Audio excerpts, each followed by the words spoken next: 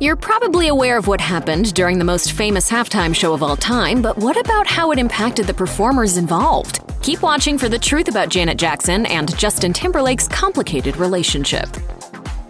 At the tail end of the 90s, NSYNC had yet to establish itself as a boy band capable of tearing up the hearts of teen girls across the US. So when Janet Jackson invited them to open for her on the Velvet Rope Tour, it marked the beginning of a new era for the pop act. Speaking to MTV News about the tour, Justin Timberlake suggested that he was excited to be joining the superstar because, understandably, he was a total fanboy. 3 years later, when the members of NSYNC were finally huge stars in the US in their own right, Timberlake paid tribute to Jackson on stage during her MTV Icon television special. Instead, Timberlake jokingly interrupted bandmate Chris Kirkpatrick during his earnest tribute to the legendary artist by repeatedly reminding everyone that, on the babe scale, Jackson is, quote, fine. It was seemingly meant to be a cute, goofy bit, but it certainly hasn't aged well, even if Jackson was shown laughing it off at the time.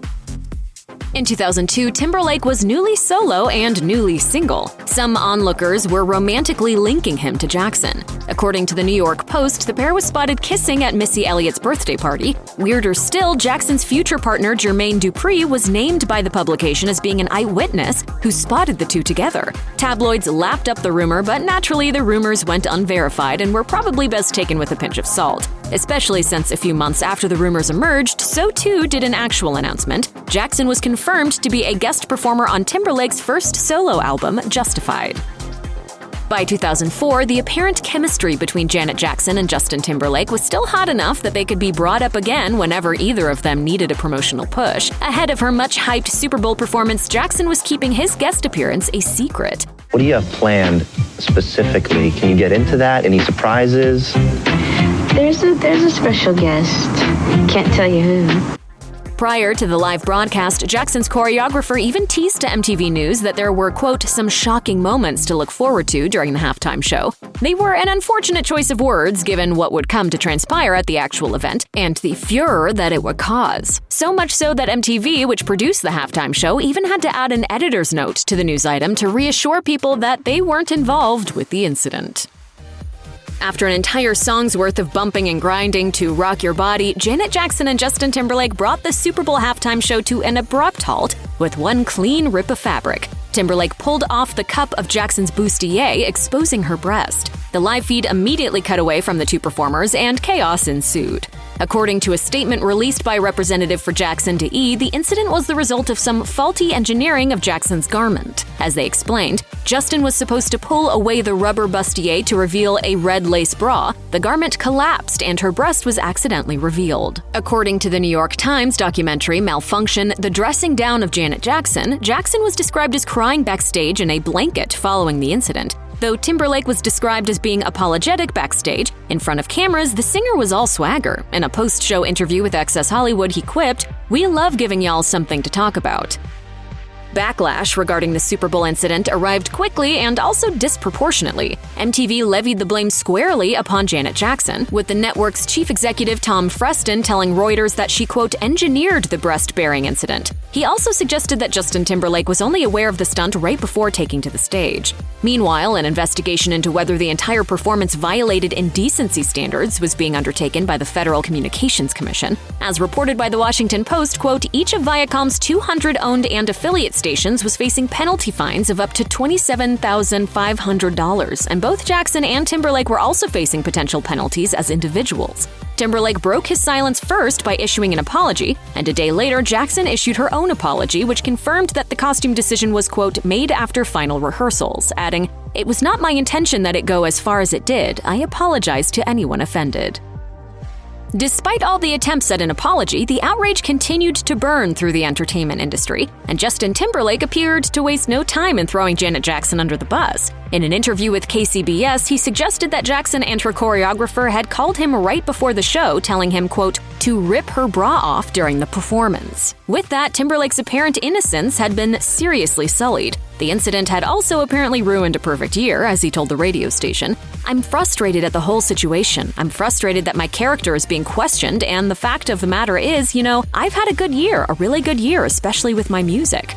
This one career blip aside, he'd continue to enjoy a really good year. But Jackson, not so much. For one thing, a spokesperson for the performer told Variety that she lost out on a starring role in a Lena Horne biopic because Horne was so upset about the Super Bowl incident.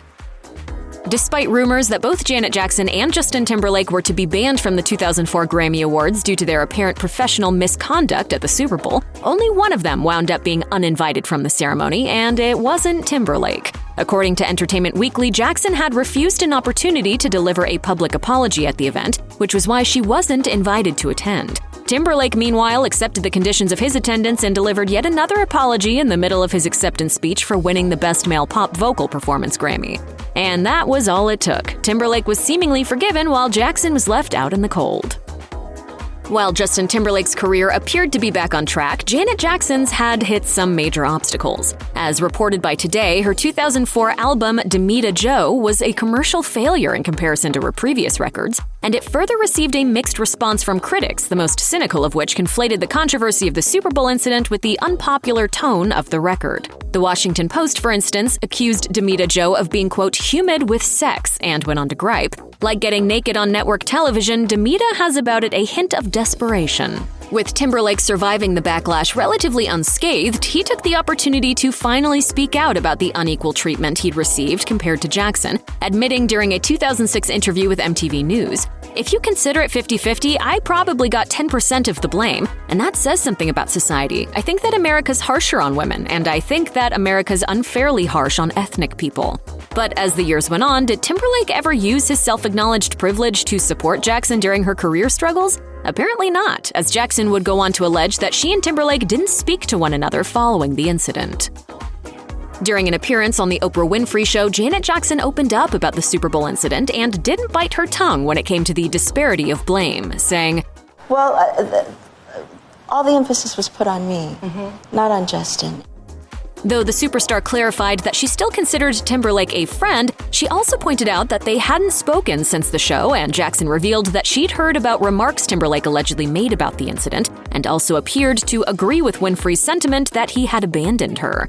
Naturally, there were rumors that Timberlake wasn't thrilled with Jackson's statements. For a 2006 Today report, fans became convinced that the former boy band star referenced the Oprah interview in Timbaland's tune "Give It To Me," which seemed to be a snide takedown of Jackson.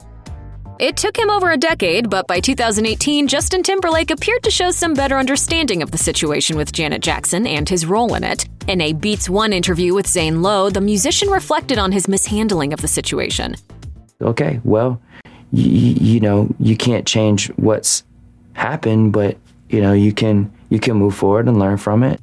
Most importantly, perhaps, the star also alleged that he and Janet had finally resolved their issues and made peace, saying, "I don't know that a lot of people know that." He also explained that he didn't consider it his responsibility to inform the public of such things. He might have kept these reforged positive vibes between himself and Janet private, but that wasn't to say he wouldn't still reference the incident in public. And after his Beats One interview, a Jackson family insider told the New York Post that Janet still hadn't, quote, gotten past how he didn't man up. In 2018, it was finally time for Justin Timberlake's go on the big Super Bowl halftime show ride, and it seemed like all that anyone could talk about was whether he'd be saving a seat for Janet Jackson. Prior to his big performance, the New York Post even reported that Janet's father, Joseph Jackson, thought it necessary for Timberlake to make things right at the event, telling the newspaper, "If he's such a gentleman, he'd make sure Janet Jackson is there." The following day, however, Janet shut down all hope of her attendance at Timberlake's halftime show by making her position clear on Twitter, writing, "To put to rest any speculation or rumors as to whether I will be performing at the Super Bowl tomorrow, I will not." As reported by Time, Timberlake nonetheless committed, quote, a subtle acknowledgement of the incident without Janet's involvement. Singing "Rock Your Body" once again, the singer precipitously shouted "stop" right before the original offending lyric about getting naked.